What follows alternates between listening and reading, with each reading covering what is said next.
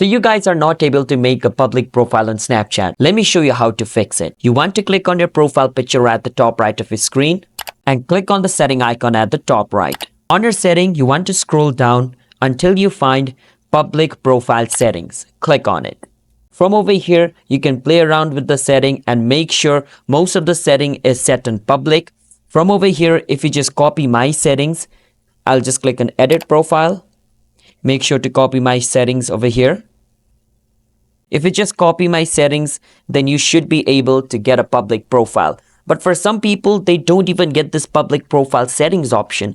Well, in that case, what you need to do is scroll a bit down until you see privacy control. And from over here, most of the setting, if it isn't on only me, then you're not going to get it. Make sure it's set on my friends. Let's say view my story, click on it, choose my friend, or you can just click on custom.